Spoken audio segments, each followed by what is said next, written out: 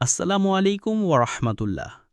আপনাদের সামনে আরও একটি নতুন ভিডিও নিয়ে হাজির হয়েছি। যারা গত পর্ব দেখেননি, এখনই গত পর্ব দেখে আসুন।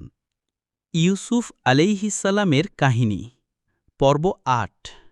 ভাইদের আগমন, আল্লাহর পরিকল্পনায় পুনর্মিলনের। গত পর্বে আমরা শুনেছিলাম কিভাবে আল্লাহ ইউসুফ আলাইহিসালামকে মিশরের দায়িত্বে প্রতিষ্ঠিত করলেন।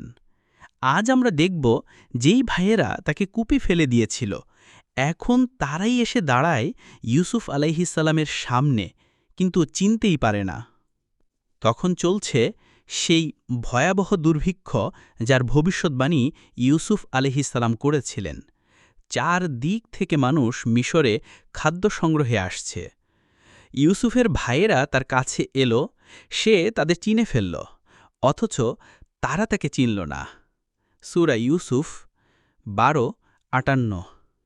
ইউসুফ আলাইহিসালাম দেখলেন এ তার সেই ভাইয়েরা যারা তাকে ছেড়ে গিয়েছিল, কিন্তু তিনি তা গোপন রাখলেন এবং তাদের ভালোভাবে আপ্যায়ন করলেন।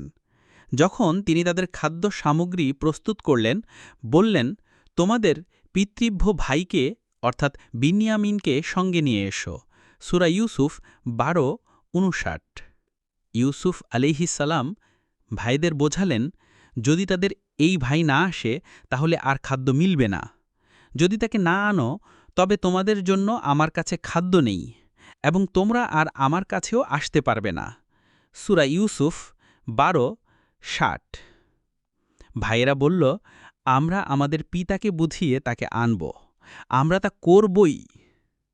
সূরা ইউসুফ 12:61। ইউসুফ আলাইহিসালাম তাদের বিদায় দিলেন, কিন্তু তাদের অজান্তে তাদের মূল্য ফেরত দিয়ে দিলেন, যেন তাদের পরিবার সন্তুষ্ট হয় এবং আবার ফিরে আসে। তিনি তার লোকদের বললেন, তাদের পণ্যমূল্য ফেরত দিয়ে তাদের পাথেয় ব্যাগে রেখে দাও, হয়তো তারা তা বুঝবে। সূরা ইউসুফ 12:62।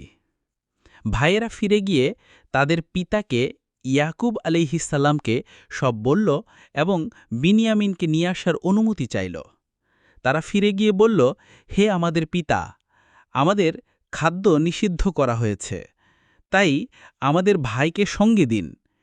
সূরা ইউসুফ 12:63। কিন্তু ইয়াকুব আলাইহিসাল্লাম তখনও তাদের বিশ্বাস করতে পারলেন না। তিনি বললেন, আমি কি তোমাদের তাকে বিশ্বাস করতে পারি যেমন করেছিলাম তার ভাইয়ের বিষয়ে? সূরা ইউসুফ 12:64।